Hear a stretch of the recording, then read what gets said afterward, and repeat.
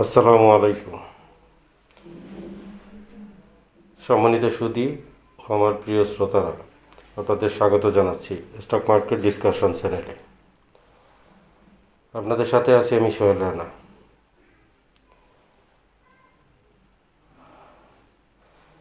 আজকের টপিকসটি ছিল how to minimise loss and maximise profit. এই সাবজেক্টটি নিয়ে আপনাদের সাথে একটু কথা বলবো, আপনারা ধৈর্য সহকারে শোনার চেষ্টা করবেন।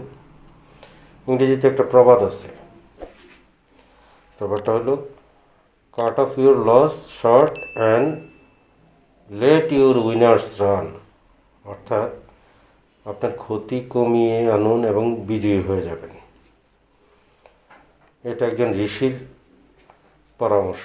ঋষির এই পরামর্শটি কয়েক বছর ধরেই স্টক মার্কেটে ঘুরে বেড়াচ্ছে এবং সামনের দিনগুলোতেও এই পরামর্শটি চলমান থাকবে।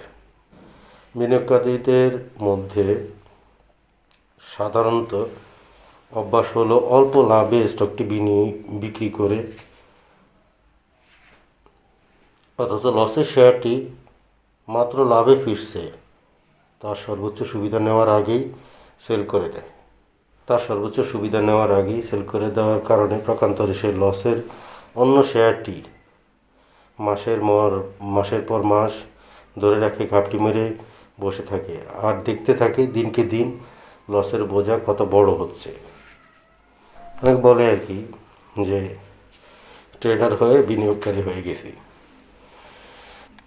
মানে লস কিভাবে কমিয়ে লাভ কিভাবে বাড়ানো যায় এই সাবজেক্টটা নিয়ে আলোচনার আগে একটু সামান্য আলোচনা করা আর কি। বিনিয়োগকারী বা ব্যবসায়ী যারা নির্দিষ্ট পরিমাণে ঝুঁকি, মানে হচ্ছে ক্যালকুলেটেড রিস্ক না নিলে শেয়ার বাজারে অর্থ উপার্জন করা খুবই কঠিন। সুতরাং ক্ষতি এড়ানোর লক্ষ্য হওয়া উচিত নয়, তবে এটি তাদের হ্রাস করা উচিত। কি ভাই, বুঝতে অসুবিধা হলো? তাহলে আগের এপিসোডের টপিকসটা একটু স্মরণ করিয়ে দিই। এপিসোড 2তে ছিল হাউ টু ম্যাক্সিমাইজ প্রফিট। যদি না দেখে থাকেন সবাইকে অনুরোধ করব কষ্ট করে আগের এপিসোডটি দেখে আসুন। সেখানে বলা আছে ক্যালকুলেটেড রিস্ক নিয়ে পার্সেন্টেজ আকারে কিভাবে লাভকে সর্বোচ্চ পর্যায়ে নেওয়া যায়। ইনডাইরেক্টলি লাভ বাড়ানো মানে হচ্ছে লস কমে যাওয়া। বাংলাতে একটা কথা আছে, শত্রু মানে আমার বন্ধু। কিভাবে সেটা? মানে আমার যে শত্রু আছে তারও যে শত্রু থাকে, সেই শত্রু আমার কাছে বন্ধু। মানে লাভ বাড়লে লস কমে যায়, এটা একটা স্বাভাবিক প্রক্রিয়া। তো আমি আগের এপিসোডে প্রফিট কেমনে বাড়ানো যায় সেটা বলেছিলাম। প্রকান্তরে কিন্তু ইনডাইরেক্টলি আপনার লস কিভাবে কমে সেটাও বলে দেওয়ার মতোই হয়ে গিয়েছিল। তারপরে আপনারা অনুরোধ করেছিলেন যে কিভাবে লস কমিয়ে লাভ বাড়ানো যায় সেটা নিয়ে আলোচনা করার জন্য। বিনিয়োগ একটি বিজ্ঞানের মতো, একটি শিল্প, এবং প্রতিটি ব্যক্তিকে অবশ্যই স্টক মার্কেটে নামার আগে তার ঝুঁকি অনুপাতের কথা বিবেচনা করে লাভ করার কথা ভাবতে হয়। ক্ষতি কমানোর জন্য প্রথমে যে জিনিসটি মাথায় আসে তা হলো একটি স্টপ লস স্থাপন করা। স্টপ লস হলো ক্ষয়ক্ষতি কমানোর একমাত্র উপায়। এনিওয়ে, আপনাদেরকে পূর্বের যে টপিকসটি নিয়ে আলোচনা করেছিলাম সেখানে এক ভাই আমাকে প্রশ্ন করেছিলেন। ওনার কমেন্টসে প্রশ্ন ছিল যে ভাই, একটা শেয়ার কমে গেলে, মানি ম্যানেজমেন্টের মধ্যে একজন প্রশ্ন করছিলেন যে একটা শেয়ার কমে গেল, দাম কমে যাওয়ার পরে সেটা আমি স্টপ লস না দিয়ে কেন আমি আবার অ্যাভারেজ করব। ভাই, আমার পয়েন্টটা চেষ্টা করবেন, আমার বিষয়টা নিয়ে কোন টপিক্সটা নিয়ে আলোচনা করছি। আমি টপিক্সটা নিয়ে আলোচনা করতেছিলাম যে মানি ম্যানেজমেন্ট। তখনই আমি উদাহরণ দিতে গিয়ে কিছু পয়েন্ট চলে এসেছিল। আমি যখন স্টপ লস নিয়ে আলোচনা করব তখন অবশ্যই স্টপ লসের ব্যাপারে কথা বলব, কারণ একটার সাথে আরেকটা অতপ্রতভাবে জড়িত, যার কারণে আমাকে মানি ম্যানেজমেন্ট নিয়ে আলোচনা করতে গিয়েও আমাকে অ্যাভারেজ করা বা কখন বিনিয়োগ করা যাবে, হাতে থাকলে কি সুবিধা নেওয়া যাবে, এই কথাগুলো নিয়ে আমি আলাপ আলোচনা করেছিলাম। এবার আসি মূল আলোচনায়। শেয়ার বিনিয়োগকারীদের 5 থেকে 6টি ট্রেডের একটি পোর্টফোলিও থাকা উচিত, যাতে 1 বা 2টি শেয়ারে স্টপ লস নিলেও তার অন্যান্য শেয়ার থেকে অর্থ উপার্জন করতে সক্ষম হয়। এটা আমার দৃষ্টিতে একটা পয়েন্ট আর কি। অন্যদিকে বিনিয়োগকারীরা বিভিন্ন সেক্টর থেকে 10টি স্টক বেছে নিতে পারেন এবং প্রতিটি স্টক তার নিজ নিজ সেক্টরের লিডার হওয়া উচিত। এই বৈচিত্র্য লোকসান কমিয়ে আনতে সক্ষম করবে, কারণ যদি কোনো কিছু স্টক খারাপভাবে পারফর্ম করে, অন্তত অন্য শেয়ারটি কম পারফরমেন্সকেও ছাড়িয়ে যেতে পারবে। আমার পয়েন্টগুলো খেয়াল করবেন। আমার আপনাদের সাথে কথা বলতে বলতে পয়েন্টগুলো আমি বলে ফেলতেছি। যে শেয়ারে ট্রেডিংয়ের জন্য ভাবছেন, সে শেয়ারে বিনিয়োগ করার আগে মৌলিক ইতিহাস, অর্থাৎ ঐতিহাসিক যে কথাগুলো বলি আমরা, আসলে ফান্ডামেন্টাল হিস্টোরি আসলে সহ মৌলিক বিষয়গুলো অন্তত একবার পরীক্ষা করা উচিত। উদাহরণস্বরূপ,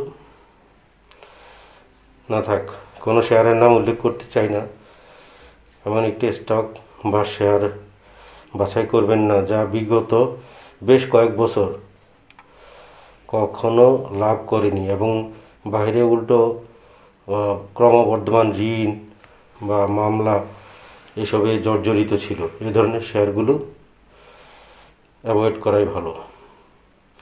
যেগুলো আপনাকে লাল সংকেত দেয় সেগুলি এড়িয়ে যাওয়া উচিত, কারণ পুনর্গঠন ব্যবস্থাপনায় পরিবর্তন বা অন্যান্য বিভিন্ন অর্থনৈতিক কারণের মাধ্যমে কোম্পানির পরিবর্তনের খবর না থাকলে লাভের চেয়ে ক্ষতির সম্ভাবনা বেশি থাকে। অর্থাৎ এরকম যদি কোনো সামনে একটা ভালো কিছু আসবে এরকম একটা মূলা না থাকলে ওই শেয়ার সাধারণত বাড়ার কথা না। সো যেগুলোতে ব্যাড ইমপ্রেশন আছে, ব্যাড ইমপ্যাক্টগুলো আছে, সেগুলো এড়িয়ে চলাই বুদ্ধিমানের কাছে। ট্রেডার এবং বিনিয়োগকারীদের সমমনা ব্যক্তিদের একটি দল গঠন করা উচিত, যাতে তারা কার্যকরভাবে একটি দল হিসেবে প্রতিশ্রুতিশীল ট্রেডগুলিকে ফিল্টার করতে পারে। এবং যদি তারা দলে কাজ করে তবে নেতিবাচক আবেগ এবং ভুলগুলি চেক করে সঠিক সিদ্ধান্ত নিতে পারে। একইভাবে একজন বিনিয়োগকারী বিনিয়োগের মতামতের জন্য একজন উপদেষ্টার সাহায্য গ্রহণ করতে পারে। ঠিক তেমনি আরেকটি পয়েন্ট, বিনিয়োগকারী এবং ব্যবসায়ীরা অবশ্যই আতঙ্কিত হবেন না এবং নেতিবাচক বা ইতিবাচক খবরে অপ্রত্যাশিত প্রতিক্রিয়া দেখাবেন না। স্বল্পমেয়াদী গোলমালকে উপেক্ষা করা উচিত এবং বিনিয়োগ শুধুমাত্র গুণগত এবং পরিমাণগত দিকগুলোকে মনোসংযোগ করা উচিত এবং কোনো তাড়াহুড়ো নয়। এই পয়েন্টটা বোঝানোর জন্য আমি আপনাদেরকে একটা উদাহরণ দিই। উদাহরণস্বরূপ, নেসলে ইন্ডিয়া 2015 সালে চরম আতঙ্কের মধ্য দিয়ে গিয়েছিল। কারণ কি ছিল? অনুমোদিত সীমার বাহিরে সীসা এবং মনোসোডিয়ামের উপস্থিতির কারণে ম্যাগি নুডলসের উপর নিষেধাজ্ঞার সময় স্টকটি 7,000 রুপি থেকে 5,500 টাকায় নেমে আসে। যাই হোক, এই ঘটনাটি প্রাথমিকভাবে স্টক মূল্যের পতনের দিকে পরিচালিত করছিল, কিন্তু লোকেরা ভুলে গিয়েছিল যে মহান কোম্পানিটি অবশেষে লোকে বা প্রত্যাশা করে তার চেয়ে আরও দ্রুত গতিতে তারা ঘর সাজানোর ক্ষমতা রাখে। তারপর থেকে শেয়ারের দাম বর্তমানে দ্বিগুণ হয়েছে, 11,000 রুপি বা টাকা। এটা একটা জাস্ট উদাহরণ দিলাম। আরেকটা পয়েন্ট হলো লিভারেজ এড়িয়ে চলুন।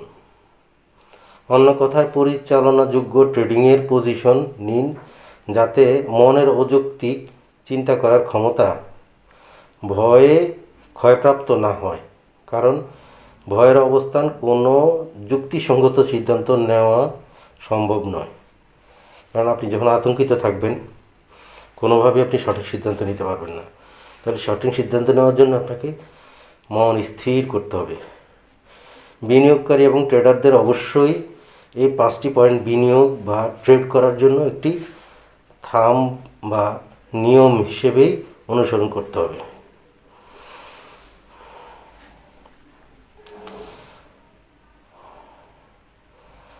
ধৈর্য হলো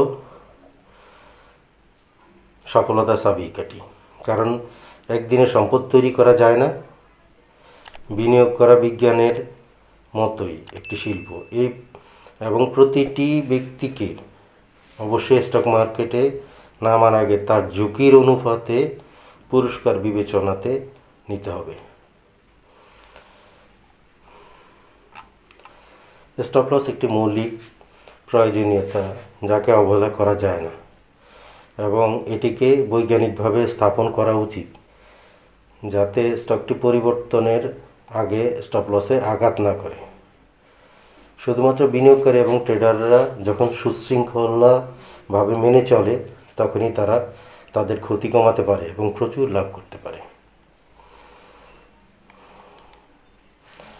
আবার সংক্ষেপে বলি, লস কমানোর 5টি টেকনিক। এই টেকনিকগুলি আপনারা চেষ্টা করবেন। আমি তো উপরে বিস্তারিত বললাম, এবার সংক্ষেপে আবার একটু বলি। তখন বলছি আমার মনের কথাগুলো, এখন মনে করেন একাডেমিক ওয়েতে কিছু পয়েন্ট আপনাদের সাথে শেয়ার করি। Minimise your loss in the stock market, 5 best strategy to follow. সেগুলো কি? 1. Stop loss strategy. এই কৌশলটির সাহায্যে আপনি নির্দিষ্ট স্টক কেনা বা বিক্রি করার জন্য একটি স্টপ লস অর্ডার দিতে পারেন। যখন সেগুলি একটি নির্দিষ্ট মূল্য স্তরে পৌঁছায়, উদাহরণস্বরূপ ধরুন আপনি প্রতিটি শেয়ার 50 টাকায় XYZ কোম্পানির স্টক কিনেছেন, আপনার ক্ষতি নিয়ন্ত্রণ করতে পারে আপনি প্রতি শেয়ার 48 টাকায় একটি স্টপ লস অর্ডার লিখুন। সুতরাং যদি দাম 48 টাকা পড়ে, তাহলে আর কোনো ক্ষতি এড়াতে আপনাকে শেয়ার বিক্রি করা হবে, মানে অতিরিক্ত সামনের দিকে আরও যেন শেয়ার ক্ষতি না হয়, তখনই আপনি ওইটা সিদ্ধান্ত নিয়ে ফেলতে হবে। আপনি trading stop loss set up করতে পারেন, যা বিশেষ করে গুরুত্বপূর্ণ যদি আপনি আপনার লাভ ধরে রাখতে চান। ট্রেডিং স্টপ লসের ক্ষেত্রে ইকুইটির দাম বেড়ে যাওয়ার সাথে সাথে স্টপ লস লেভেলে চলে যায়। দ্বিতীয় সেটা হচ্ছে আইডেন্টিফিকেশন অফ এন্ট্রি পয়েন্ট। তাড়াহুড়া করে একটি স্টকে প্রবেশ করার আগে ট্রেন্ড নিশ্চিত করা গুরুত্বপূর্ণ। একটি ব্রেকআউট শনাক্ত করা নিখুঁত এন্ট্রি পয়েন্ট বলে মনে হতে পারে, তবে আতঙ্কিত হয়ে সিদ্ধান্ত নেওয়ার চেয়ে প্রথমে প্রবণতাটি সঠিকভাবে অধ্যয়ন করা গুরুত্বপূর্ণ। এন্ট্রি পয়েন্টের বিষয়ে সিদ্ধান্ত নেওয়ার সময় 2টি জিনিস অবশ্যই খেয়াল রাখতে হবে। কি কি জিনিস? সেটা হলো, প্রথমত দাম অবশ্যই মোটামুটি স্থিতিশীল হতে হবে, এবং দ্বিতীয়ত যদি ব্রেকআউট অস্বাভাবিক বলে মনে হয়, তাহলে মূল্য সঠিকভাবে প্রতিফলিত হওয়ার জন্য আপনাকে অপেক্ষা করতে হবে। এবার 3 নম্বর পয়েন্ট সেটা হচ্ছে আইডেন্টিফিকেশান অফ এক্সিট পয়েন্ট, মানে আপনি কোন পয়েন্টে বের হয়ে যেতে চান।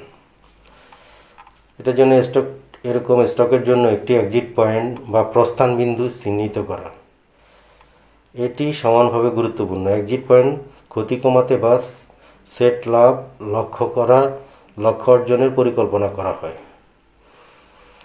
আপনি যে কোনো সময়ে স্টক থেকে এক্সিট করার জন্য একটি মার্কেট অর্ডার ব্যবহার করতে পারেন, অথবা প্রবণতাটি যদি প্রতিকূল দিকে অগ্রসর হয়, তাহলে স্টপ লস অর্ডার সেট করতে পারেন। 4 নম্বর আইডেন্টিফিকেশন অফ সেল সিগন্যাল।